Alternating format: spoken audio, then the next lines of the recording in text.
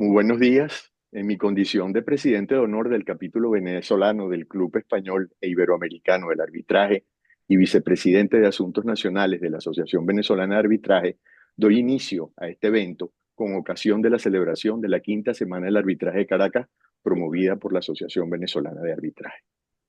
Con esta actividad se produce el relacionamiento de la iniciativa del capítulo que se denomina CIA con, que desarrolla tertulias con expertos en arbitraje comercial y de inversión presencial y virtualmente.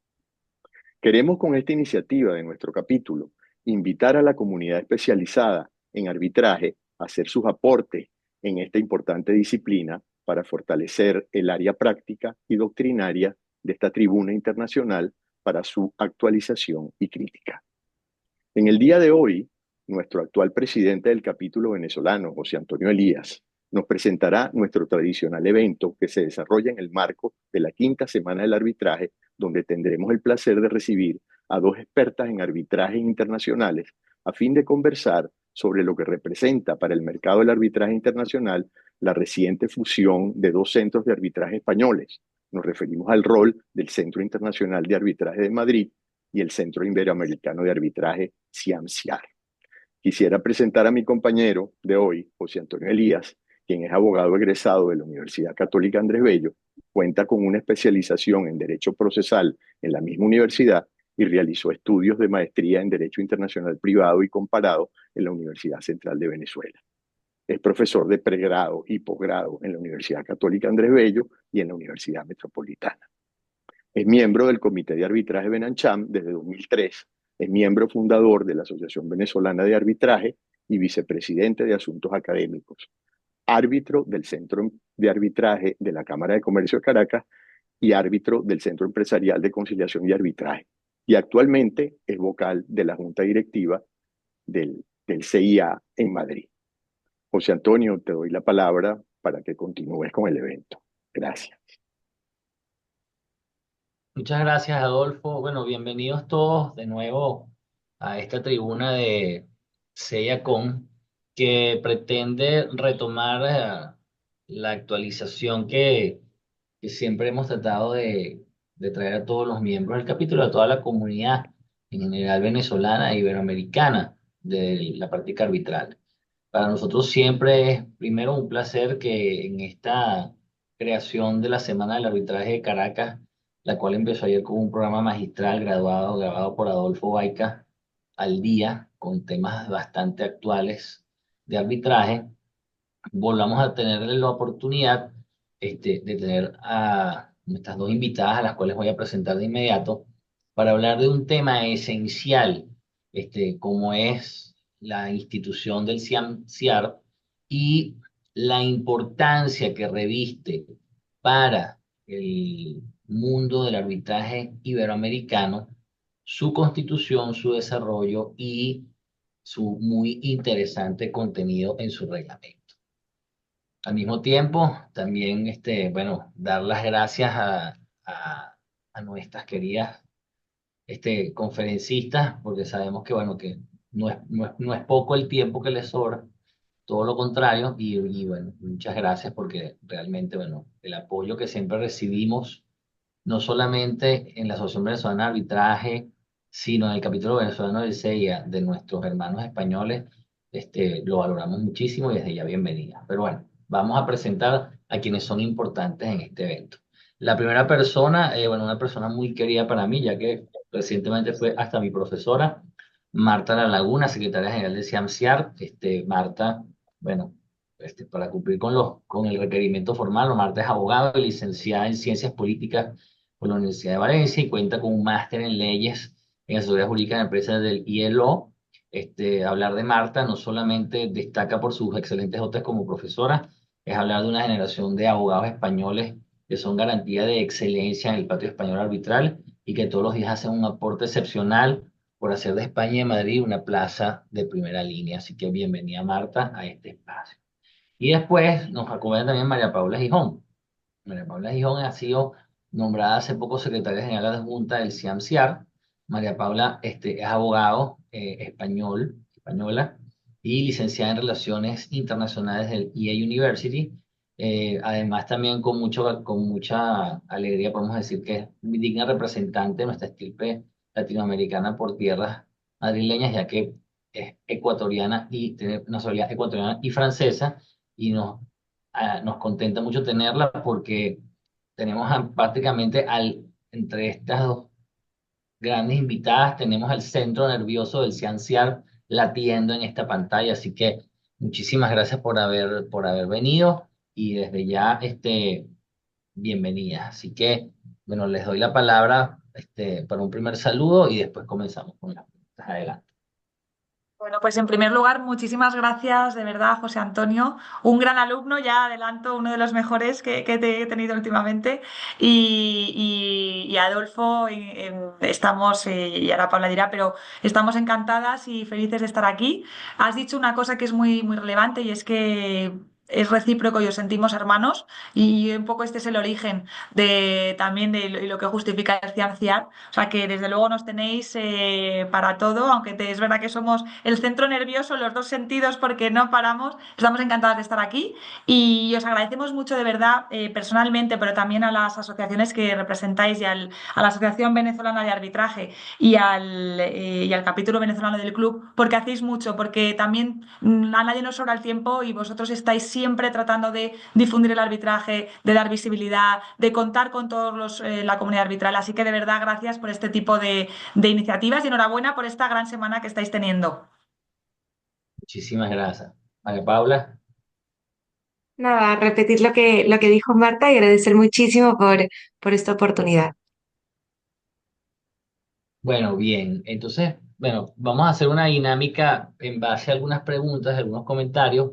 Desde ya, como estamos en horas laborales y todos tenemos también temas que nos acontecen, es quizás de repente es posible que Marta se tenga que retirar un poco antes, con lo cual, bueno, no hay problema, el cariño es el mismo, igualito. Entonces, para 100%. aprovechar el tiempo y arrancar con esta dinámica, vamos a hacer las primeras preguntas a nuestra querida Marta, en el sentido de entender, en tus palabras, Marta, cuáles son los objetivos principales que se transaron cuando se hizo Cianciar y algunos detalles interesantes sobre cómo ha sido todo ese proceso de tener un reglamento que, a pesar de que es nuevo y a pesar de que recientemente se revisó, porque la revisión es de finales del año pasado, cómo ha sido ese proceso de cienciar, para nuestra audiencia, que puedan entender verdaderamente cuáles son esos objetivos principales y el por qué y cómo fue ese proceso de tener un reglamento tan moderno como el que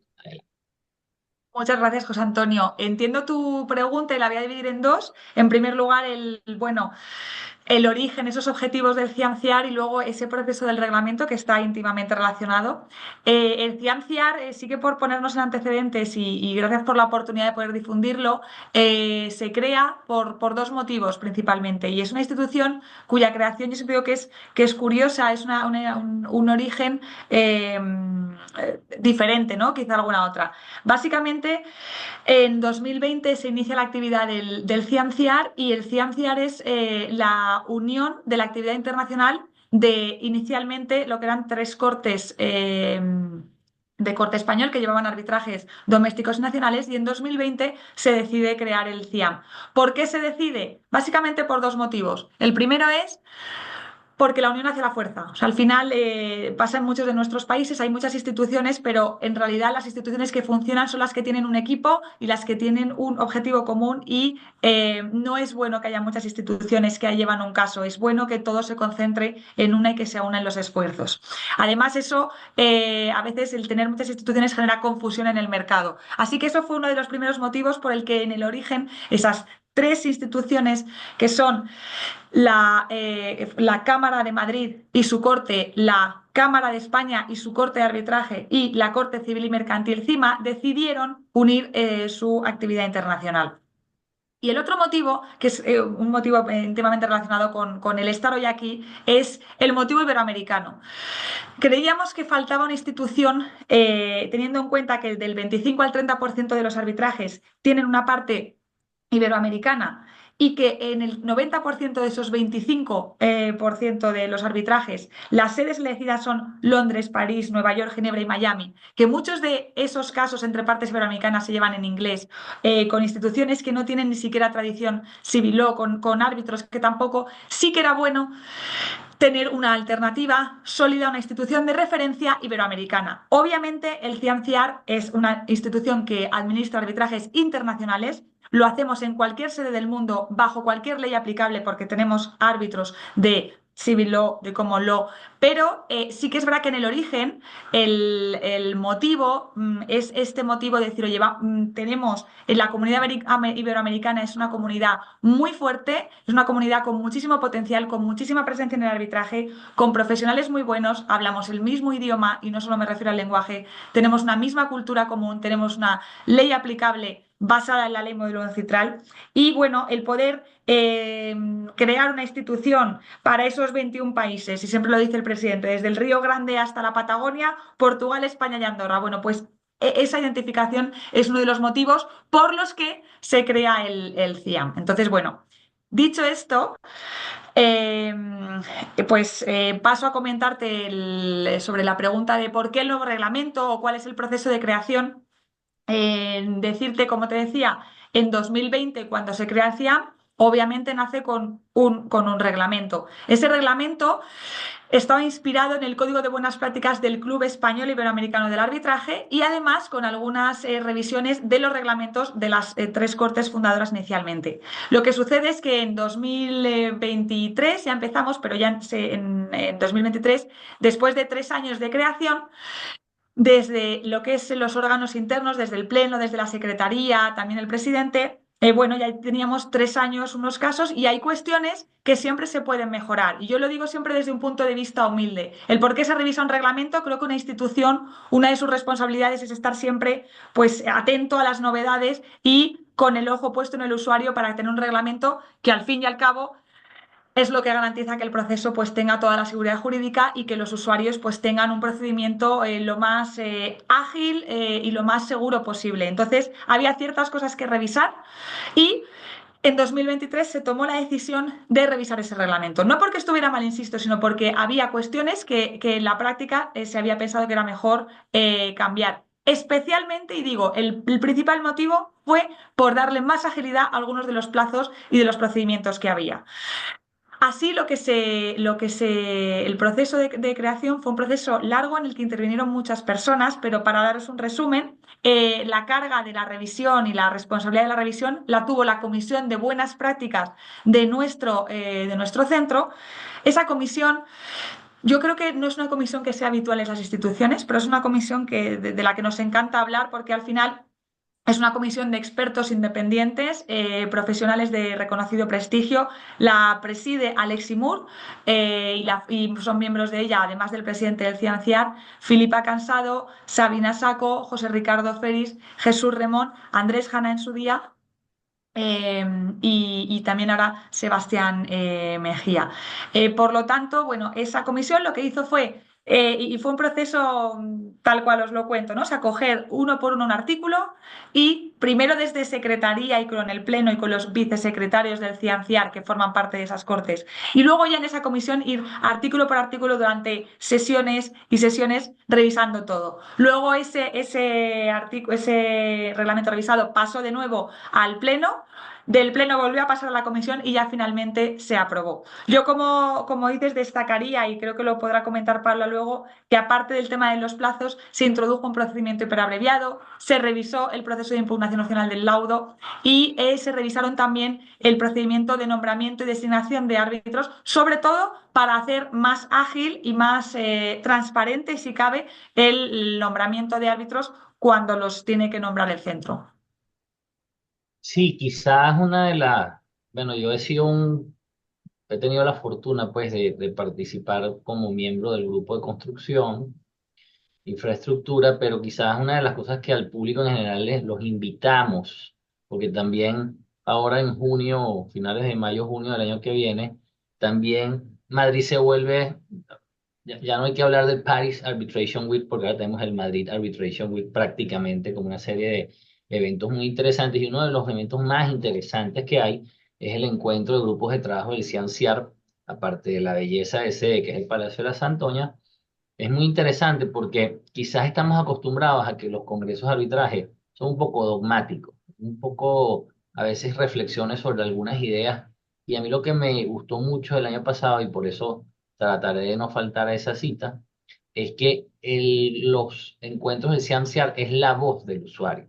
Entonces están no solamente los abogados, sino están los usuarios, es decir, los consejeros, los consultores legales, están los peritos. Entonces yo creo que una de las, definitivamente algo que puede hacer único ese reglamento de CIAMSIAR es que mezcla las buenas prácticas de quienes tienen mucha experiencia, pero también la voz del usuario. La voz del usuario es muy importante porque independientemente de que sea un clamor y a veces de repente no sea tan científica, cuando algo suena es porque hay una realidad que está molestando. Yo creo que en eso Ciamciar ha tomado una postura muy, muy interesante y eso me trae, quería Marta, un poco en tu opinión, eh, al ver el mundo de las empresas que verdaderamente desconocen a veces el mundo del arbitraje, lo ven como un mundo muy etéreo, donde solamente pueden participar las top 10 empresas del mundo, cosa que no es verdad. Este, ¿Cuál es esa visión que tú aconsejarías a esas empresas internacionales en acercarse a este mundo del ciencia? Bueno, pues efectivamente, José Antonio, y me encanta que saques a colación. Bueno, en primer lugar, el evento y nuestra Arbitration Week, o yo diría Arbitration Month, porque tenemos muchísimos eventos, pero bueno, el tema de los grupos de trabajo, como dices, y esa aproximación a las empresas, sí que me gustaría comentar el origen, ¿no?, de estos grupos. Al final nosotros, el Cianciar es una institución generalista, pero yo diría que si tuviéramos que decir tres palabras que la definan, pues una sería el crear confianza en el usuario, eso a través de transparencia, de excelencia. Y luego diría, como digo, confianza, excelencia, pero la tercera sería especialización. O sea, yo creo que estamos muy centrados, todo el equipo, estamos muy alineados en la importancia de que en el arbitraje hay que especializarse. Y no solo a través del nombramiento de árbitros, que también, sino, como decías, a través de la regulación, del reglamento y de estar atentos. ¿Cómo hace eso el CIAM? Que es una institución que, como digo, puede administrar casos de cualquier sector. Pues a través de los grupos de trabajo. Los grupos de trabajo son think tanks y al final, como tú bien decías, reúnen por supuesto, a despachos y a árbitros, pero a las empresas. Y en esos foros, lo que permitimos es el escuchar al usuario. Al final tenemos a día de hoy 11 grupos de trabajo divididos por sectores. Y siempre lo que pedimos a estos grupos es, bueno, lo primero, esa sinceridad, ¿no? Al final, también en estos eventos siempre se habla de lo que bien que funciona el arbitraje, de las cuestiones más específicas procesales del arbitraje, pero no se habla de lo que hacemos mal o simplemente de lo que no hacemos o de lo que realmente necesita el usuario, que al final es quien utiliza, quien tiene a veces algunas cuestiones y puede decir, oye, pues el arbitraje me dicen que es muy rápido, pero yo luego no creo que sea tan rápido o necesito, y pongo un ejemplo real, el grupo de trabajo de Marítimo, por ejemplo, nos comentó en ese foro, en esas sesiones, que necesitaba un procedimiento hiperabreviado por su concreta expertise, porque hay veces que necesitaban un procedimiento en el que no hubiera una audiencia o era una cuestión mucho más quizá sencilla de interpretación y ágil. Entonces, bueno, a raíz de eso, en ese grupo se plantea o se hace un modelo de procedimiento para abreviado que, fijaos, luego lo llevamos al pleno y se hace un procedimiento común para todos los sectores, aunque surgiera la iniciativa del grupo de trabajo marítimo. También ahora el grupo de trabajo de construcción que mencionabas está trabajando en un reglamento, protocolo de dispute board, también es una necesidad que nos han trasladado y que no teníamos. Entonces, bueno, eh, respondiendo a tu pregunta, ¿no? Yo creo que para el usuario, que son las empresas al final, lo importante es tener conocimiento. Creo que hay una responsabilidad de un legal counsel o por supuesto, del abogado que ha sido contratado para trabajar por una empresa, de dar la información de las posibilidades que hay a nivel de las instituciones que hay, los procedimientos que hay. A mí a veces me sorprende que haya una parte que me digan, oye, yo es que no utilizaste arbitraje, aunque me encanta lo que me contáis de la institución, porque no lo tengo en el convenio. Y dices, ya, bueno, pero es que esto puedes hacer una solicitud conjunta. O cuando eh, los usuarios puedes ver que a veces no saben las posibilidades que hay. Nosotros tuvimos un caso en la institución que se resolvió en un mes, en agosto, en 17 días, porque las partes se habían puesto de acuerdo. Habían elegido al árbitro y eso ni siquiera fue un procedimiento abreviado que puede durar entre 3 y 4 meses. Fue una cosa de 17 días. O sea, al final, el hecho de que el usuario, la empresa, sepa que tiene un conflicto, que lo importante es resolver ese conflicto, que tiene opciones, no solo de arbitraje, de ADR, o sea, que esté informado, creo que es importante. Que esté informado de las instituciones es importante. Que esté informado de los árbitros y de su perfil es importante. Y que haya una comunicación entre el abogado y por supuesto, y el usuario para dar todas estas opciones. Y luego, al final, que las elecciones se basen en la confianza que te puedan generar tanto las instituciones como un árbitro si se elige de común acuerdo o una institución si lo nombra a raíz de unos mecanismos que tiene que entender el usuario y que tiene que entender el abogado que está llevando ese caso.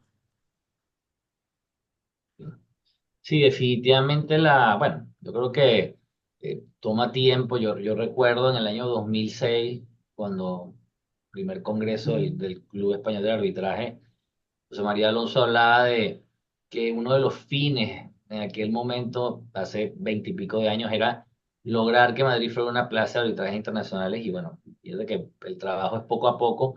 Yo creo que el trabajo de difusión que hace Cianciar, y no solo Cianciar, también las cortes de arbitraje españolas, que están poniendo mucho de su, bueno, vamos a estar claro, de su aporte y de su negocio, porque al final también los centros viven de tener trabajo. O sea, esto no es, o sea, esto tiene mucho de poesía, pero también tiene mucho de realidad.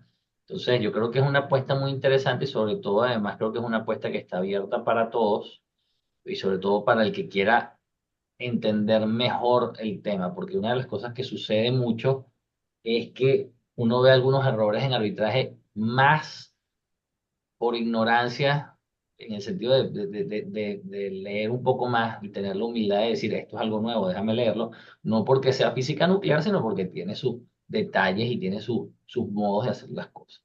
Entonces, bueno, yo creo que en eso te doy toda la razón y vuelvo a invitar a todos los que vayan a ver esta presentación a que se acerquen a finales del mes de mayo por ahí al barrio de las Letras, que además está muy bien, a, a, bueno, las jornadas de los grupos de trabajo del Ciencial, que de verdad que los felicito porque el año pasado quedaron excelentes.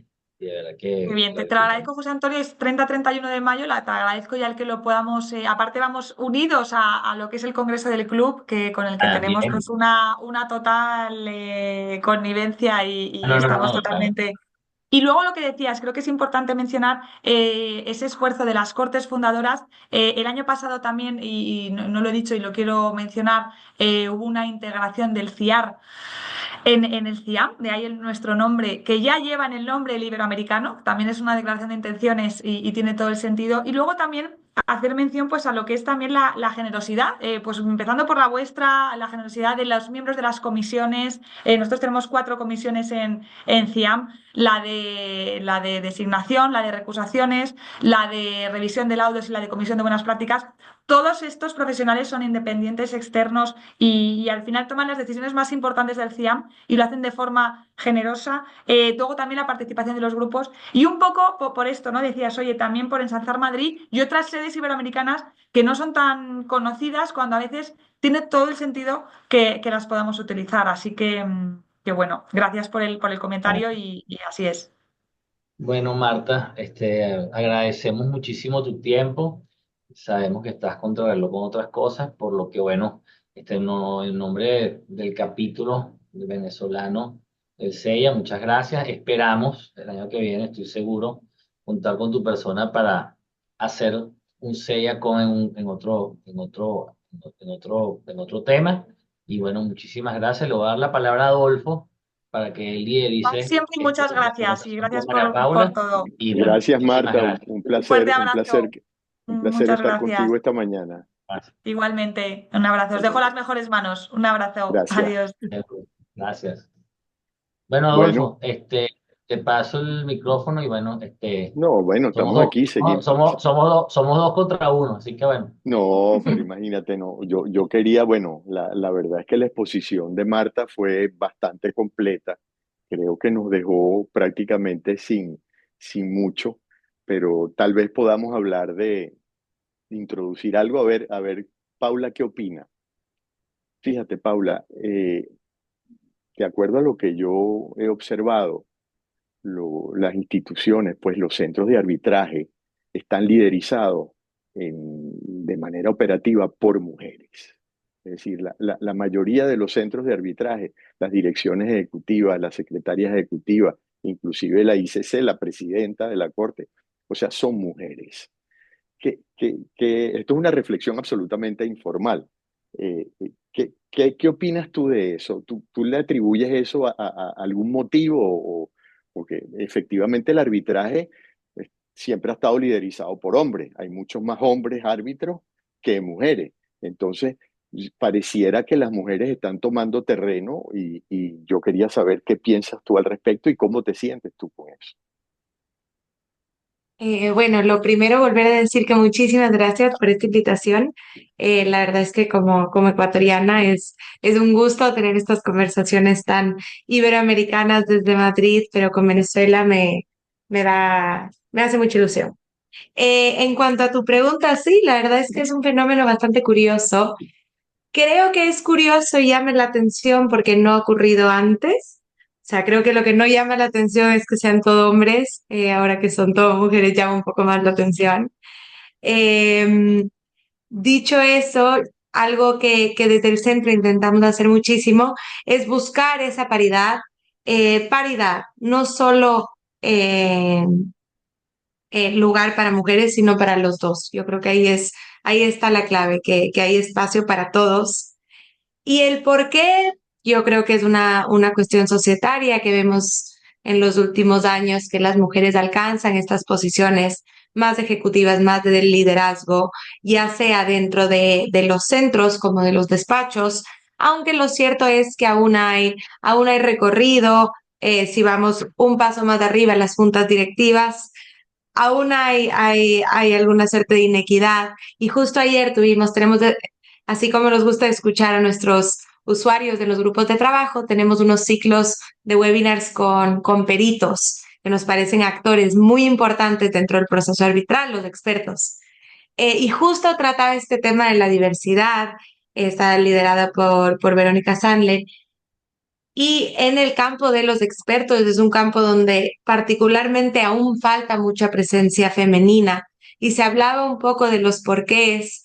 Yo creo que son motivos societarios bastante más grandes que solo nuestra industria, pero que poco a poco vamos rompiendo esas barreras y vamos encontrando a mujeres en posiciones de liderazgo a lo largo de todo el espectro, no solo en los centros, sino también en los despachos. Entre expertos y tal. Mira, María Paula, la verdad es que yo en lo personal, pues yo admiro muchísimo el género femenino.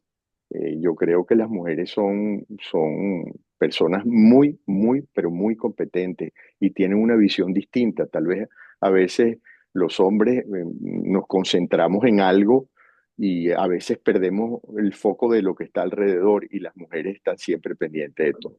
Pero bueno, perdona la informalidad de esa pregunta que no quería sorprenderte, pero me gustó mucho tu respuesta. Quería ahora entrar en el tema y preguntarte, ¿cómo ven ustedes o cómo ves tú cuáles son los desafíos actuales que enfrenta el arbitraje internacional y cómo aborda el Centro de Arbitraje CIAR esta coyuntura? Bueno, yo creo que Marta lo vino adelantando y el primer desafío creemos que es la duración que viene intrínsecamente ligada con el costo. ¿Por qué esto es un desafío? Porque si bien nos vendemos o vendemos al arbitraje como la principal ventaja es que es corto, en la práctica los arbitrajes internacionales han tendido a alargarse, han tendido a adoptar modelos, por ejemplo, un poco más anglosajones de producción de prueba que alargan esos plazos, que alargan esos procesos, o la idea de tener múltiples rondas de escritos. Entonces, lo que se le vendió a la empresa en su día como algo muy rápido, termina durando 2, 3 años, lo que también significa que hay que pagarles a los abogados 2, 3 años y deja de ser eficiente. Entonces, yo creo que ese es el primer desafío, que es un poco volver al origen y realmente enfocarnos en esa eficiencia. Desde el centro, lo que hemos hecho, como también explicó Marta, es en el nuevo reglamento reducir plazos. Otra cosa interesante que hicimos en el nuevo reglamento que quisiera destacar es que eliminamos la mención al proceso en sí. ¿A qué me refiero? Eliminamos un plazo para la demanda, para la contestación, para los hitos de prueba. Esto ya no es parte del cuerpo base de nuestro reglamento. Tenemos un procedimiento como de referencia en el anexo 3, pero lo eliminamos. ¿Y por qué lo eliminamos? Para que sean los árbitros y las partes, viendo lo que tienen delante, viendo el caso, los que decidan qué estructura darle a su calendario, en aras, por supuesto, de que sea lo más eficiente posible.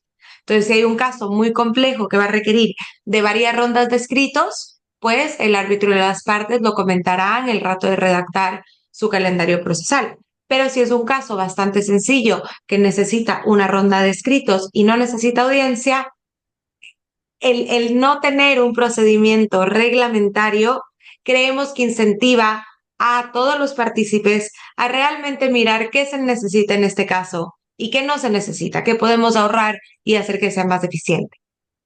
Entonces, ese yo creo que es el desafío probablemente más grande al que se enfrenta el arbitraje internacional hoy por hoy, porque va un poco en contra de esto que tanto predicamos, que es la eficiencia. En la práctica hay que tomar una posición más activa para alcanzar. Sí, yo creo que eso también depende mucho de los árbitros y de los abogados de las partes, porque muchas veces esas tácticas de guerrilla pueden dilatar los procesos de una manera indefinida. Y dentro de lo que estás diciendo, ese desafío, ¿qué tratamiento se le da al acta de emisión o términos de referencia? ¿Tiende a desaparecer o está vigente todavía? ¿Qué me puedes decir sobre eso?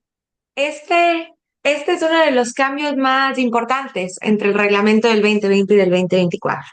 El nuevo reglamento ha optado por desaparecer el acta de emisión. Esto no hubo poco debate, hubo muchísimo debate acerca de dejarlo o quitarlo. Hay muchas tradiciones jurídicas encontradas, porque en la tradición española más doméstica no hay acta de emisión. Esto es algo un poco más afrancesado. eh, y se optó finalmente por eliminar el acta de emisión y dejar solo esa primera orden procesal como las reglas de todo el procedimiento con su calendario procesal. ¿Y por qué? ¿Por qué se optó por eliminar esta acta de emisión? Porque lo cierto es que cuando se mezclan estas culturas, creemos que menos es más. Por supuesto, las partes siempre pueden incluir en esa primera orden procesal los elementos que incluirían en el acta preliminar, muy en concreto los puntos a debatir, que es el área donde en España, por ejemplo, no se incluyen los puntos a debatir, pero es como la esencia del acta de emisión. Entonces, esto de nuevo es por dar flexibilidad, por permitir a la cultura jurídica de las partes que encuentren un punto medio y porque agregar un trámite extra con un plazo para la emisión del acta de emisión podía también eliminarse y solo englobarse todo lo que viene a ser el contenido del acta de emisión dentro de la primera orden procesal. No sé si llegué a contestar tu pregunta. Sí, no, claro que sí. Lo que pasa es que tradicionalmente, por lo menos el acta de emisión servía para enmarcar el arbitraje y evitar, digamos, ultrapetita o infrapetita, pues, o sea, todos sabíamos a qué atenernos, pero entiendo, pues, que eso se le da a los árbitros y yo no conozco cómo es el procedimiento exactamente, pero yo imagino que los árbitros le plantearán a las partes, la controversia se va a resolver de esta manera y que las partes hagan las observaciones pertinentes. Bueno, Exacto. mira, María Paula, por ahí tengo Volviendo otra pregunta. solo para Dime. agregar un puntito sobre este extrapetito y infrapetito, que por supuesto es cuando nosotros hacemos el escrutinio lo que más nos importa. En nuestro sistema se viene a determinar, y esto lo especifica la primera orden procesal, por las pretensiones en los escritos. Es, de ahí nace, digamos, del petitum, de las Ok. pretensiones de las partes en sus escritos. Entonces, no es que el árbitro adivina, sino que expresamente se les instruye a las partes que pidan todo lo que solicitan en sus escritos. Y ahí vemos si el fallo es efectivamente un espejo o no. Así es como hacemos el control. Este, yo, ¿qué diferencia o cómo ves tú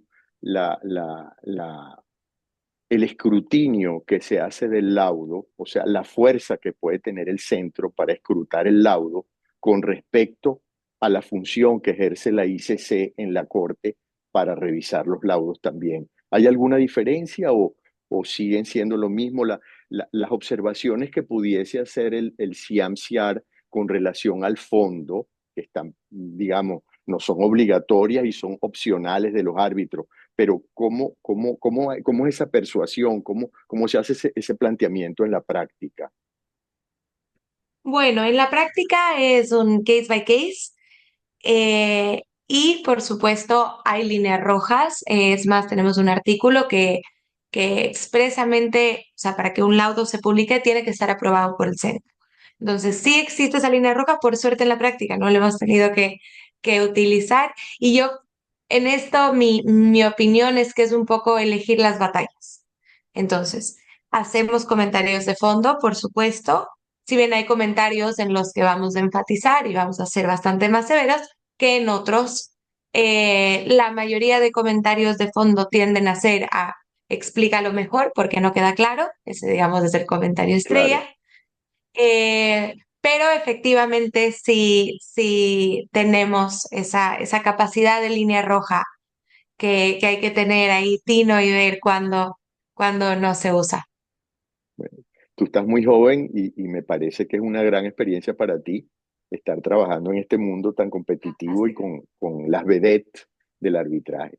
Mira, José Antonio, no sé si tú quieres hacer algún comentario a María Paula, porque eh, Sí, la bueno, verdad es yo, que yo quizás lo que tenía un par de, no de comentarios, no de preguntas, ¿no? Yo creo que también es bueno para la audiencia, porque claro, el reglamento tiene cosas, ¿verdad?, que son bien originales. O sea, el tema del acta de emisión, por ejemplo, como estabas tú diciendo, para mí era así como que, bueno, ¿pero qué le pasó a esta gente? O sea, o sea, como que no se entendía porque era como que lo que uno aprendió clásico del arbitraje internacional. Pero yo sí creo que, bueno, que sí obedece a un tema de dar de poner más al alcance de la fluidez del arbitraje, revisar las instituciones y que no sean tótem, que no pueden ser tocados nunca. Eso me parece excelente. Yo quizás una de dos puntos que te pediría que nos ilustraras, María Paula, es dos puntos esenciales. Un poco cómo se entiende ese procedimiento hiperabreviado, que a mí me parece una cosa sumamente retadora, pero desde todo punto de vista, desde el punto de vista de las partes, desde el punto de vista del abogado que lo recomienda, inclusive hasta el punto de vista del árbitro, porque no es poco el trabajo que demanda, porque el hecho de que sea hiperabreviado no quiere decir que tenga menos calidad de lo que no es abreviado. O sea, es decir, tiene que ser lo mismo, con un esfuerzo importante. Y lo otro era todo el procedimiento de la impugnación opcional, que también pareciera algo bien característico, porque bueno, venimos de una tradición de acuerdo bueno, a la gran base de nuestras legislaciones arbitrales, que es la ley del modelo UCITRAL, donde básicamente este, la, la nulidad no es recurso, en el sentido de que no revisa, tiene unos temas muy excepcionales y hay un principio de respeto al arbitraje fundamental. Y cuando tú de repente lees el tema de la anulación opcional, pareciera que estás creando un tribunal de apelaciones, que no es que sea un tribunal de apelaciones, porque ese no es el espíritu, pero sí es algo bien también novedoso. Yo creo que estas dos figuras nos gustaría que nos ilustraras y sobre todo además eh, quizás lo más interesante de esta conversación es ver qué ha pasado este año, porque de enero hasta acá, bueno, seguramente una cosa es lo que se diseñó en el papel otra cómo lo vendimos y otra vez es cómo lo entiende el público y cómo van al centro a pretender que entendieron y de repente no lo entendieron. Excelente pregunta. La verdad es que sí, esto yo creo que son los dos aspectos más novedosos de nuestro nuevo reglamento. Comienzo por el hiperabreviado. Bueno, lo primero decir que aunque estas reglas salieron en enero, siempre hay un lag, siempre hay una distancia entre unos pactos y que luego hayan disputas, así que por el momento no hemos tenido en la práctica casos, pero por lo que tengo que hablar puramente de la teoría. En la teoría, el reglamento hiperabreviado, a diferencia del reglamento abreviado, no busca ser un caso ordinario que va más rápido, sino que busca hacer su propio tipo de procedimiento y está pensado para que se pacte en casos donde lo que esté en disputa es más sencillo. Por ejemplo, una interpretación contractual de una cláusula de un contrato. Está pactado para ese tipo de casos, independientemente de la cuantía, porque puede ser una cuantía altísima, pero la disputa en sí es más sencilla en su naturaleza. Entonces, ¿cómo funciona y por qué es tanto más rápido? Por supuesto, se tiene que pactar por ambas partes. Una vez que se acepta o no, porque el centro se guardó la discreción de aceptar su uso o no, porque pueden haber disputas que efectivamente está pactado el uso de este tipo de procedimiento, pero la realidad es que es mucho más compleja, o hay un tercero, o hay un multicontrato, o requiere, por ejemplo, de un tribunal arbitral. Entonces, el centro guardó la discreción para decidir su aplicación o no. En el caso de que se decida aplicar el procedimiento, la manera más simple de explicarla es que en lugar de primero designar a un árbitro que luego redacta la primera orden procesal con el calendario y luego comienza la fase escrita, se va en paralelo por la fase escrita y la designación del árbitro. Entonces, así como la demandante está emplazada para presentar su demanda, el centro, primero las partes por acuerdo, aunque es un plazo más cortito, y luego, si es que no hay acuerdo, el centro va nombrando el árbitro. Entonces ahí se ahorra, o sea, en lugar de ir uno y después del otro, se hace en paralelo. ¿Qué significa? Que viene con un calendario procesal precuadrado, que viene en el reglamento, en los últimos artículos de nuestro reglamento está. Entonces, esa es un poco la idea, que vayan de la mano y por supuesto esto presenta retos importantes. Por eso creo que sí es importante destacar que está pensado para ciertas disputas, como dijo Marta, ya sean marítimas o disputas que tienen un grado de complejidad que permite esa celeridad. También es opcional la celebración o no de la audiencia, es opcional tener una segunda ronda de escritos. Entonces, la idea es que cuando el árbitro esté designado, tenga ya el case file completo, casi que listo para laudar, con todos los documentos ya preparados. Y así, en teoría, debería durar cuatro meses desde la presentación de la solicitud. Ese es nuestro objetivo. Dicho eso, bueno, veremos con el tiempo cómo, qué ocurre con la casuística, de verdad. Sí, bueno, yo creo que también eso, bueno, primero el centro está clarísimo en lo que quiere y también me imagino que también será un poco que los abogados se aventuren en o sea, en los casos que sea procedente, o sea, porque también es muy fácil no querer pagar mucho, querer resolver rápido con el sello del CIAMSIAR y irse por un hiperabreviado, o sea, esa tampoco es la idea. Pero a mí me parece muy interesante porque verdaderamente sí estoy de acuerdo contigo, hay disputas que, que hasta con una mera interpretación se pudieran Exacto. hacer y a veces hay que transitar un camino muy sinuoso para llegar a una conclusión que hubiese podido ser mucho más eficiente de parte de un árbitro mucho más afinado. Eso me parece muy interesante. Y bueno, y el tema de La esta impugnación. pugnación opcional, que bueno, que también es un Sí, tema perdón, bien peligroso. perdón un minuto, José Antonio, que es con relación al procedimiento hiperabreviado. Digamos que ¿verdad? ambas partes se ponen de acuerdo y dicen, este es un punto de mero derecho y queremos el procedimiento hiperabreviado. Ahí no estaría de por medio la calificación del centro, sino que el centro aceptaría, digamos, una vez que se introduce el arbitraje, digamos, el actor lo introduce por los canales ordinarios. Una vez que se produce la notificación de la contraparte, ambas partes se ponen de acuerdo y dicen queremos el procedimiento hiperabreviado. ¿Eso funcionaría? Eh, no exactamente, porque la parte tiene que hacer una solicitud al centro de que se aplique el procedimiento hiperabreviado. Digamos, junto con su solicitud de arbitraje, tiene que hacer esta solicitud del centro. Que si es que el centro observa que hay acuerdo expreso y por escrito de ambas partes y que no hayan circunstancias excepcionales que describimos como que no sea compatible con el reglamento o con las normas del procedimiento hiperabreviado, el centro emite una resolución donde acepta o no acepta. Entonces, Ok, siempre está supeditada, digamos, la aplicación de este procedimiento al centro. al centro, gracias, María Paula. Perdón, José Antonio, adelante. No, no, me parece bien.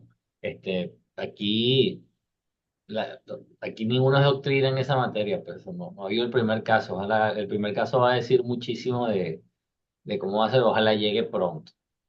Y nada, y el otro era hablar un poco de esta impugnación opcional, que es muy interesante porque tiene ciertas características donde, por ejemplo, tiene que estar acordada antes del nombramiento de cualquier árbitro. Entonces ahí también hace unas preguntas, bueno, ¿qué pasa si hay partes adicionales? Entonces, bueno, me gustaría escuchar tu opinión sobre el caso y si ha habido, evidentemente, guardar la confidencialidad de los casos del centro, si ha habido algún caso donde ya se haya podido aplicar este famoso anexo 5, eh, bueno, que resulta muy interesante. Muchas gracias, José Antonio. Bueno, sí, la impugnación es un poco una curiosidad que tenemos en el centro, que heredamos de la Corte Civil y Mercantil de Madrid. Ya venía pensada en el reglamento de 2020, ya existía esta figura, pero para el reglamento de 2024 le dimos una vuelta importante. En algunos aspectos, y voy a enlazar un poco con la pregunta que me hiciste inicialmente sobre qué es y cuál es la naturaleza, si es que es un recurso, ya que la nulidad no es un recurso, se supone que no hay recursos. Entonces, eh, cuando estábamos rehaciendo el reglamento en el 2024, esta idea era la que más nos importaba, que quede muy claro que la impugnación no es un recurso judicial ante un laudo. Lo que es la impugnación es la capacidad de las partes de pactar una revisión del borrador del laudo, que no está firmado y no está fechado, antes de que éste se vuelva cosa juzgada y se vuelva ejecutable y anulable. Entonces, esto un poco resuelve esa duda de cuál es la naturaleza, qué es y qué no es. No es un recurso de laudo, es una suerte de recurso intraarbitral antes de que se produzca el efecto de cosa juzgada, el efecto ejecutable y antes de que se firme el laudo. Entonces, lo que se impugna es un borrador de laudo. Y esto me ata a por qué tiene que decidirse antes de la designación del árbitro, porque entendemos que como árbitro, antes de aceptar un nombramiento, vas a saber si es que, uno, tienes que meter un borrador o un laudo, y dos, si es que ese borrador alguien te lo va a poder revisar. Entonces, para que aplique esta figura, tienen que haber dos cosas cumulativas. Primero, acuerdo por escrito y expreso de las partes antes de la designación del árbitro, ya sea en la cláusula o posterior, y cumulativamente tiene que hacerse una solicitud al centro que valora prima facie si es que prospera o no prospera la impugnación. Igual queda supeditada la figura porque para evitar técnicas un poco dilatorias y solicitudes que no tengan fondo. Una vez, digamos, que se aceptara esta figura de la impugnación, hay que también diferenciarla de la figura de la anulación.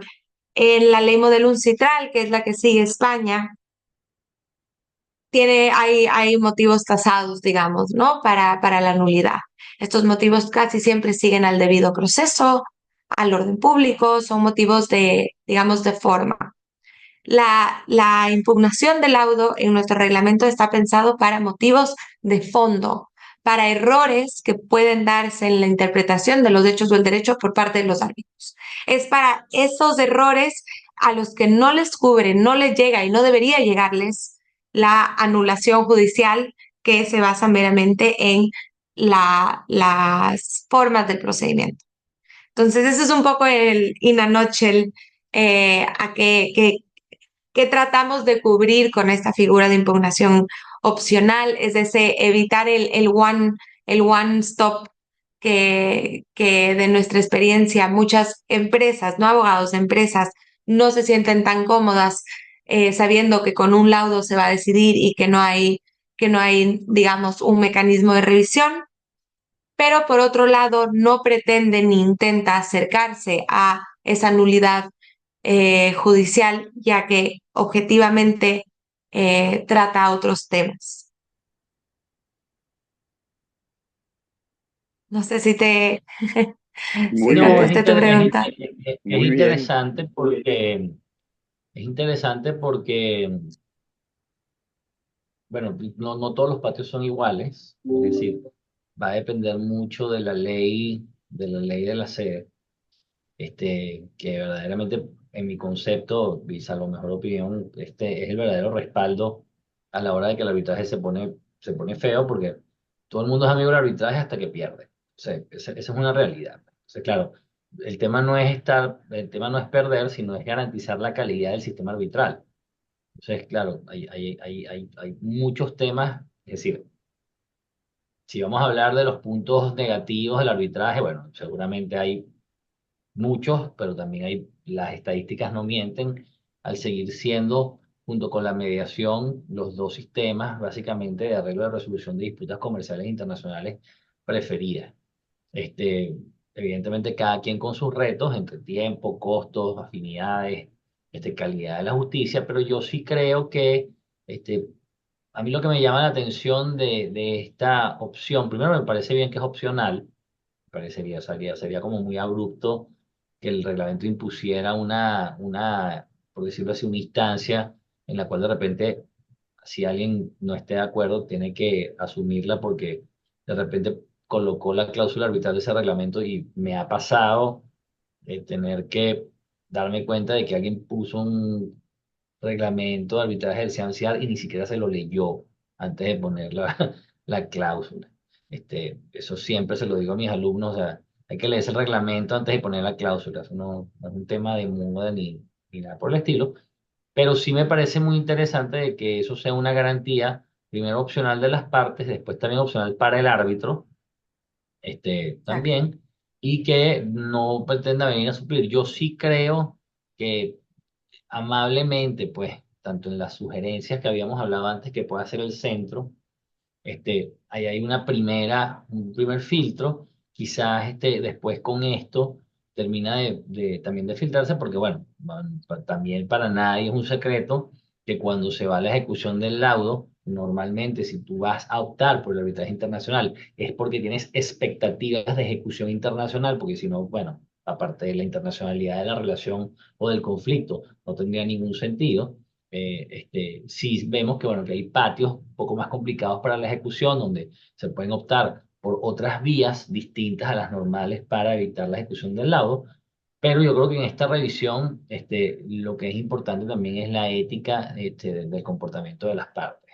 En Venezuela hemos vivido momentos muy complicados, Adolfo es testigo de ello y en eso es una cátedra en esta materia de ciertas instancias que se intentaron colocar en arbitrajes locales en Venezuela para que hubiese observaciones, hubiese sugerencias al final terminaron siendo muchas veces vías de escape para evitar que hasta se pronunciara un laudo o saber que, como dice Adolfo, tengo que insolventarme porque se puede perder. O sea, es decir, Yo creo que eso también depende mucho de la seriedad del, de la plaza y además de que esa ley de la sede sea contundente en su estándar.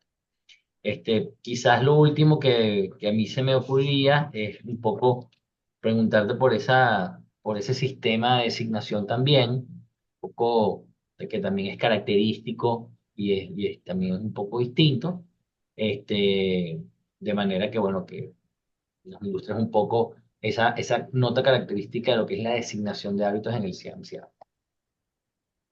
Perfecto. Sí, muchas gracias, José Antonio. Yo creo que lo que remarcas de que sea una opción para las partes y sobre todo de siempre ir con cuidado a cualquier tipo de abuso procesal, es la razón principal por la cual el centro juega un papel clave tanto en el hiperabreviado como en esta opción para asegurarnos de que todo esté, digamos, siguiendo el cauce reglamentario.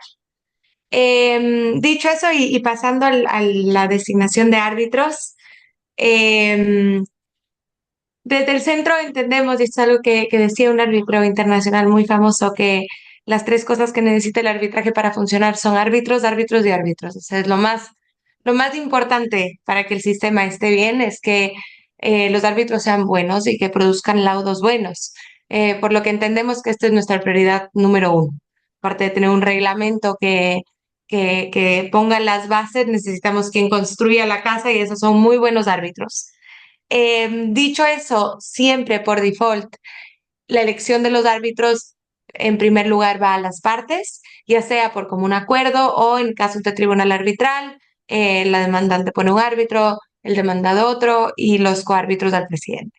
Eso, digamos, es la primera fase, que las partes designen a sus árbitros, por supuesto, supeditado a la confirmación de esos árbitros por el centro para revisar, en concreto por la Comisión de Designación de Árbitros, para revisar que el tema de independencia y imparcialidad se cumpla y que el perfil, digamos, sea idóneo. Pero en la mayoría de casos los árbitros, por supuesto, se confirman.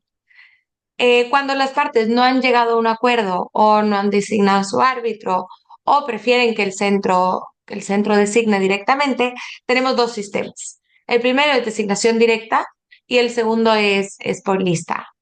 El primero, el sistema de designación directa, lo utilizamos para casos de cuantías inferiores, para casos donde hay rebeldía de la demandada, o cuando nos parece conveniente.